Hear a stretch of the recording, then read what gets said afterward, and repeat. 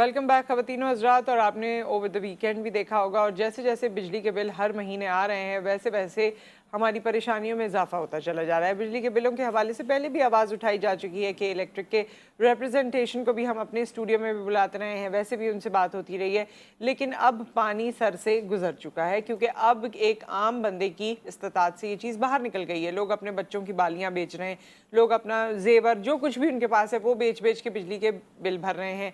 फीसें भरें या बिजली के बिल भरें या खाने पीने के अखराजात उठाएं या बाकी चीज़ें देखें, क्योंकि एक सैलरी से ज़्यादा भी बिजली का बिल आ रहा है लोगों के घरों में, और सब कुछ बंद करने के बावजूद आ रहा है। लोग तो यहाँ तक बात कर रहे हैं कि हम अपने घर फ्रिज निकाल देते हैं, हम एसीज निकाल देते हैं, हम बाकी चीज़ें निकाल देते हैं, मतलब जो ज़रूरत भी बन गई हैं चीज़ें उनको भी निकाल देते हैं कि भाई हमारी ज़िंदगी तो आम तौर से चल सके या बेहतर तरीके से चल सके।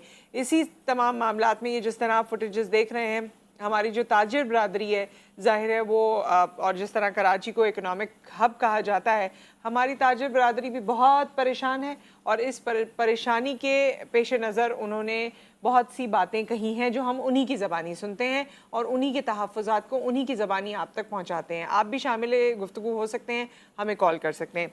इस वक्त हमारे साथ चेयरमैन ऑल सिटी ताजिर इत्तेहाद एसोसिएशन मौजूद हैं, शर्जील गोपलानी साहब। अस्सलाम वालेकुम। जी शर्जील साहब, ये जो इस वक्त पूरा मामला चल रहा है आप ही की ज़बानी हम सुनना चाहते हैं और लोगों तक पहुंचाना चाहते हैं, जबकि कोई बात नई नहीं है लेकिन पूरे मुल्क में एहतजाज हो रहा है। देखिए, सबसे बड़ा जुल्म तो जो कराची के अंदर है वो कराची इलेक्ट्रिक की तरफ से जी। देखिए, कराची इलेक्ट्रिक को जब ये कंपनी दी गई थी और उनका एक एग्रीमेंट था हुकूमत पाकिस्तान के साथ, और आपको भी याद होगा कि जिस वक्त ये प्राइवेट कंपनी आई थी तो ये कहा गया था कि एक तो बिजली के बिल जो हमारे वो कम रहेंगे, सस्ती बिजली ये जनरेट करके डिस्ट्रीब्यूशन पे लेके जाएंगे। दूसरा, इनके साथ एक और मुआहदा ये था कि वो जो है कंटिन्यूस आपको पावर सप्लाई देंगे विदाउट लोड शेडिंग। तो लोड शेडिंग तो पहले भी हो रही थी जब कराची इलेक्ट्रिक सप्लाई कॉर्पोरेशन थी, लेकिन इतनी नहीं थी जितनी आज है। आज देखें ओल्ड सिटी एरिया में जहाँ पे बिजनेस हब है, साउथ का जो जोन है वो पूरे पाकिस्तान का 60 से 65% रेवेन्यू जनरेट करता है साउथ का जोन। ये आपके जो स्टूडियो ये भी साउथ जोन में ही आता है। इस जोन में 10-10 घंटे की लोड शेडिंग इन्होंने की हुई है। अच्छा, फिर इनका होता क्या है, हाई लॉसेस, मीडियम लॉसेस, लो लॉसेस। अच्छा, हाई लॉसेस क्यों हो रहे हैं? हाई लॉसेस इनका कहना ये है कि बिजली चोरी होती है। ठीक है, मान लिया आपकी बिजली चोरी हो रही है। कॉपर के वायर जो होते थे वो नंगे वायर होते थे, उन्होंने निकाल के बेच दिए। तांबा जो हमारा कॉपर का वो करोड़ों अरबों रुपए इन्होंने उससे जनरेट किए, वो पैसे कहाँ गए वो आज तक नहीं पता। लेकिन नंगे तार थे, उस पर कुंडा लगाना हम मान लेते हैं कि ईजी था। आज आपने केबलिंग सिस्टम कर दिया पूरा। केबल के अंदर जब तक आप उसके कट नहीं मारे प्लास से या किसी इंस्ट्रूमेंट से और उसके अंदर हुक नहीं लगाएं, जब तक वो आपका कुंडा कैसे लग सकता है। हम मैं जबकि टिम्बर मार्केट का सदर भी हूँ, और टिम्बर मार्केट पाकिस्तान में सबसे बड़ी टिम्बर मार्केट है कराची की, और $170 मिलियन का रेवेन्यू जनरेट करती है। सही। इस मार्केट में पिछले 1.5 साल से सिर्फ 1.5 घंटे की बिजली दी जा रही है, 2:30 से लेकर 4 बजे तक। अब जब कराची इलेक्ट्रिक के हुकाम से मुलाकात की, जिसमें मोहम्मद सलवी साहब से मुलाकात हुई, एरिया डायरेक्टर हुमायूं सगीर से मुलाकात हुई, तला कुरैशी जो कि वहाँ के MD थे उनसे मुलाकात हुई, नायब GM से मुलाकात हुई, मुख्तलिफ अदवार में। तो उनका कहना ये है कि भाई यहाँ पे कुंडा जो है वो बहुत ज़्यादा लगा हुआ है और हमें कुंडा उतारने में प्रॉब्लम आ रही है। हमने इनको अपनी तरफ से वॉलंटरी दफ्तर प्रोवाइड किया, मैं खुद उनके साथ इन्वॉल्व हुआ। ठीक है, ये कुंडा उतारें, हम आपके साथ हैं, जबकि हमारा काम नहीं है। ये कराची इलेक्ट्रिक का काम है कि वो जो है जेन्युइन तरीके से लोगों को सही तरीके से बिजली प्रोवाइड करें। अब ये 30% लॉस है या 20% लॉस है, ये भी आम आवाम पे डाला जा रहा है। जी। जब कुंडे पकड़े गए, जंक्शन पूरे एक जंक्शन से 500-500 कनेक्शन जा रहे हैं और एक जगह से 2-2 हज़ार रुपये बहाना पे ये जंक्शन चल रहे हैं। जब जंक्शन पकड़े गए, हमने इनको बोला भाई आप इनको गिरफ्तार करवाएं। इनकी अपनी पुलिस थी, इनकी अपनी फोर्सेस थी, इलाके की थाने की पुलिस मोबाइल मौजूद थी, इवन के इलाके की रेंजर्स की नफरी भी इनके साथ मौजूद थी। ठीक है, लेकिन जब वो कुंडे पकड़े गए, उन लोगों की FIR नहीं कटवाते ये। क्यों? इसलिए कि इनकी खुद की इन्वॉल्वमेंट है। देखें, अगर 2000 इनका अमला उसमें शामिल है, अमला शामिल है, और मैं तो ये समझ रहा हूँ कि इनके हाई अथॉरिटीज भी शामिल है। कैसे? लास्ट मेरे सामने कम से कम 5 से 6 जंक्शन पकड़े गए, और लास्ट टाइम एक जगह से जो है दूध की दुकान के पास से जंक्शन निकला, उसकी वीडियो मेरे पास मौजूद है। और हमने बोला भाई आप ये आइडेंटिफाइड है ना, ये बंदा सामने है, इसके अब FIR करना क्यों नहीं कटाता? क्योंकि जब FIR कटेगी और इन्वेस्टिगेशन होगी तो फिर पीछे जो लोग हैं शुरफा, उनके नाम आएंगे, और वो शुरफा आपके इलेक्ट्रिसिटी के लोग हैं। दूसरी बात मैं आपको बताता चलूँ, देखें अभी नेपरा ने अपनी वेबसाइट से वो चीज़ हटा दी है लेकिन आप अगर कहीं से कोई रिकॉर्ड मिल जाए, आप इसको आरडी करिएगा तो आपको पता चलेगा रिसर्च से कि जो आपके मीटर चेंज किए, जो पहले हमारे ब्लैक मीटर्स होते थे कराची इलेक्ट्रिक सप्लाई कॉर्पोरेशन के टाइम से, और ये नए डिजिटल मीटर लगे हैं, ये 30% फास्ट चलते हैं। उसके लिए 17 अगस्त, वो कहते हैं ये हमारी सोच है, वो फास्ट नहीं चलते, ये हमें लगता है कि वो फास्ट चल रहे हैं। ये इनका कहना है ना, इसका मैंने हल दिया है। 17 अगस्त 2023 को राइटिंग में वेस्ट वाफ के ऑफिस में इनके एमडी, इनके तमाम स्टाफ के साथ बैठ के मैंने एक लेटर दिया है इनको, जिसमें हमने लिखा हुआ है कि आपके जो मीटर्स हैं जहाँ हमें शक है उसको थर्ड पार्टी से आप उसको फॉरेंसिक लैब में करवा लेते हैं। उसके लिए वो एग्री नहीं। अच्छा, आप मुझे बताएं, आपका मीटर या हमारा मीटर में टेम्परिंग के जो इल्ज़ाम लगाते हैं, वो मीटर कौन लैब में ले जाते हैं, कौन सी लैब में जाते हैं? ठीक है, आप इंडिविजुअल लैब में तो नहीं भेजते, कोई थर्ड पार्टी लैब में तो नहीं जाते, वो मीटर कराची इलेक्ट्रिक की लैब में जाते हैं और वही हमारा फैसला करते हैं कि ये जो है टेम्पर था मीटर या नहीं था। और अब उन्होंने नया काम शुरू किया, हर 2 साल में मीटर भी चेंज करते हैं ताकि जो है मीटर जो है वो उनकी जो उनको फ्रीक्वेंसी चाहिए उस पर चलता रहे। इसको मजीद कंटिन्यू करते हैं। कॉलर हमारे साथ हैं, फिर अमीर अब्बास साहब हमारे सीनियर एनालिस्ट भी हमारे साथ हैं, उनसे बात करेंगे। कॉलर की पहले बात सुनते हैं। अस्सलाम वालेकुम। वालेकुम सलाम। शिहाब से देखिए, जी शहाद साहब। जी जी, अल्लाह का शुक्र। खैरियत इसलिए नहीं पूछ सकता, बिजली का बिल की आप भी मुसीबत में आई हुई, तो खैरियत तो नहीं कह सकते। देखिए, बात दरअसल ये है कि गवर्नमेंट को इलेक्ट्रिक हो, अभी तो आप देखिएगा कराची गैस के बिल भी आसमान पे आएंगे, वाटर बोर्ड के भी, प्रॉपर्टी टैक्सेस भी, ये तो होंगे। बात हमेशा हम यकीन करें कि जितने भी आप महंगाई करने जा रहे हैं, अब आप यकीन करें कि आपका कितना बिल आया है शहाद साहब? मैं आपको बता रहा हूँ, हमारा बिल तो ऐसा आया कि हम मैंने थोड़ा सा मेरा बाईपास हुआ है, दोबारा भी ना हो जाए, ऐसे बिल आए हैं। तो आप मैं यकीन करें कि आप बोल नहीं सकते। लेकिन हकीकत ये है कि जब बढ़ती है ना, इंक्रीज होती है कोई भी, तो अब ये ताजिर हज़रात बैठे हैं, तो ताजिर हज़रात तो हर चीज़ बढ़ा देते हैं, ये तो रिकवरी कर लेंगे, लेकिन आम तनख्वाहदार या आपका डिपार्टमेंट आपको सैलरी दे वो नहीं कर सकता। इसका जवाब भी इनसे लेंगे शहाद साहब, इसका जवाब भी लेते हैं इनसे। बहुत बहुत शुक्रिया आपने कॉल किया। अमीर अब्बास साहब हमारे साथ मौजूद हैं, senior anchor person and analyst. अमीर अस्सलाम वालेकुम। जी अस्सलाम वालेकुम। अमीर, आपने शायद गुफ्तगू सुनी और शर्जील साहब की, और जो पूरे मुल्क में इस वक्त सूरत हाल है बिजली के बिलों को लेकर वो भी आपके सामने मौजूद है। मुल्क किस तरफ जा रहा है? ये एनआरकी की सिचुएशन पैदा हो रही है या कोई और सिचुएशन पैदा हो रही है? खालिद मकबूल सिद्दीकी साहब कहते हैं कि जी ऐसे लगता है कि इसके बाद जो है वो मुख्तलिफ किस्म की फसाद जो बर्पा हो सकता है। देखिए, अब वैसे अनारकी हम उस निज़ाम को कहते हैं नुसरत के जिसमें कोई सेंट्रलाइज्ड अथॉरिटी ना हो। हाँ जी, जिस निज़ाम में कोई अथॉरिटी नहीं है और वो अथॉरिटी लेस सिस्टम है, तो उसको हम कहते हैं कि यहाँ अनारकी है। हाँ। बदकिस्मती से इस मुल्क में तो एक सेंट्रलाइज अथॉरिटी मौजूद है, इस मुल्क में हुकूमत नाम की एक बलार मौजूद है, इस मुल्क में हुकूमत के साथ मुक्तदरा मौजूद है जो हुकूमत के दाएं तरफ खड़ी है और हुकूमत उनके दाएं तरफ खड़ी है। इसके बावजूद मुल्क के अंदर ये हालात, इसके लिए तो आपको नहीं हमें एक अजीब बदशकल इस्तेलाह इजाद करना पड़ेगा। अब देखिए, 50 अरब रुपए फाटा का बिजली का बिल है, लेकिन फाटा अपना बिजली का बिल आज, जिसको हम फाटा नहीं कहते, पहले फाटा कहते थे, फैक्ट्री जो एडमिनिस्ट्रेटर ले लिया तो वो 50 अरब रुपए उनका बिल है, लेकिन वो अदा नहीं करते। 65 अरब आजाद कश्मीर का बिल है, लेकिन वो अदा नहीं करते। 10 अरब रुपए क्वेटा के एग्री कनेक्शंस का बिल है, जो जरी कनेक्शंस होते हैं वो अदा नहीं करते। ये 125 अरब रुपए मैंने 3 सेकंड में आपको बता दिए जो अदा नहीं कर रहे। 125 अरब रुपए। ठीक है। जब क्वेटा के जरी कनेक्शंस वालों के साथ सेक्रेटरी पावर डिवीजन जो है उसकी मीटिंग हुई, तो उन्होंने कहा कि भाई हम तो आपको फ्रूट बेचते हैं ना, तो हम बिल किस बात का पे करें? हम पाकिस्तान को फ्रूट भेजते हैं यहाँ से, हम सेब नहीं भेजते यहाँ से क्वेटा से। तो जब मेंटालिटी ये बन जाए तो फिर आप कैसे इसको कंट्रोल करेंगे? 3,500 अरब रुपए की लायबिलिटीज है वापडा की, 3,500, 3.4। अमीर अब्बास साहब, ये बिल्कुल सही है जो क्वेटा में हो रहा है, जो बाकी जगहों का आपने जिक्र किया, वो बिल्कुल सही है। लेकिन क्या इस बात का खमियाजा और बर्डन वो लोग भुगतेंगे जो हर महीने बिल देते हैं, जो इस मुल्क को टैक्स भी दे रहे हैं, बिल भी भर रहे हैं, और नॉर्मल जिंदगी, जो बेहतर जिंदगी होती है एक सिविलियन की, जो अबाइड बाय द लॉ होती है, वो गुजार रहा है? सारा बर्डन क्या वो झेलेगा फिर? कतर नहीं, ये मैं तो आपको बता रहा हूँ कि रियासत कमजोर कितनी है, रियासत कॉम्प्रोमाइज कितनी है, निजाम कॉम्प्रोमाइज कितना है कि वो जो बिजली के बिल अदा नहीं कर रहा, वो उससे बिजली का बिल नहीं ले पा रहा, सही जिसने है। कुंडा लगाया वो उसका हाथ नहीं रोक पा रहा। हाँ वो जी। फिर कौन अदा करता है? वो वही लोग जिनका आप जिक्र कर रही हैं, जैसे भी ये शहाद साहब आए, ये लोग कर रहे हैं। देखिए, शर्जील 2 साहब। कॉल्स गई हैं 15 के ऊपर, ये कभी नहीं हुआ ऐसा। एक इस्लामाबाद से 15 पर कॉल गई, एक लिया से 15 पर कॉल गई। 15 जो कि पुलिस की हेल्पलाइन है, वहां पे लोग किस लिए कॉल करते थे कि हमारे साथ कोई जुर्म हो गया या जी ज्यादती होगी। जी। 2 कॉल्स गई, इसलिए हमारे घर में राशन खत्म हो गया, हमारे घर में आटा खत्म हो गया। अब इसके लिए लोग 15 पर कॉल कर रहे हैं। जी बिल्कुल। ये हकीकों से इन्होंने चमड़ी उतार दी है, जूता निकाल इसका दिया। हल क्या है? फिर मैं दोबारा शर्जील साहब की हम बात भी सुनेंगे। इसका हल क्या लगता है आपको? अब जिस तरह हड़तालें की जा रही हैं, पंजाब में भी मुजाहरे हुए हैं, सिंध में भी अब बात की जा रही है, कराची में भी, क्योंकि ताजरों की रिप्रेजेंटेशन यहाँ पर मौजूद है और वो कहते हैं, अभी जो हमने कुछ वीडियोस दिखाई उसमें तो वो कहा जा रहा है बाकायदा कि हम अपने आप को आग लगा लेंगे, हम ये कर लेंगे, हम वो कर लेंगे, चीजें बेच रहे हैं लोग अपनी बिल भरने के लिए। आप बताइए इसका हल क्या है? कोई जूं रहेंगे किसी के कान में या नहीं?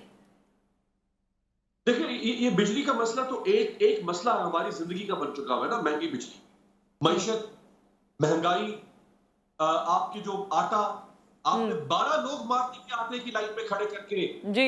ये अशरफ, इसको अल्लाह ने बना के भेजा था खलीफातुल्लाह, 12 लोग आपने 20 किलो के तोड़े के लिए लाइन में खड़े करके मार दिए। तो ये एक बहुत बड़ा इशू बन चुका हुआ है ना। सिर्फ एक बिजली तो उसकी कंपोनेंट रह गया हुआ है। बिजली साथी तो क्या हमारी जिंदगी सुकून में, हमारी जिंदगी तो उभर गया आप लोग। इसका एक ही सोल्यूशन है, वो है कि free and fair election Pakistan में हो, एक ऐसी हुकूमत आए जिसको लोग एतमाद करके भेजें और फिर उसको काम करने दिया जाए 5 साल के लिए। वो अपनी पॉलिसीज को, अपने विजन को ट्रांसलेट करे। फिर लोग वोट की ताकत से, अगर वो काम नहीं कर रही तो उसको छुट्टे मार के वोट की ताकत से बाहर निकाले। एक सिस्टम को चलने दे। ठीक है। जब तक सिस्टम नहीं चलेगा तब तक ये हम आज पर रो रहे हैं, कल आप प्रोग्राम कर रही होगी, दवाइयां महंगी हो गई हैं, परसों आप प्रोग्राम कर रहे हो जैसे अभी सर्दियां आ रही है, गैस महंगी, तो ये तो चलता है इसी तरह से। ठीक है, ठीक है। अमीर आपसे भी और शर्जील साहब आपसे भी मजीद बात करेंगे। एक ब्रेक यहाँ पर आ गया, ब्रेक के बाद हम हाजिर होते हैं।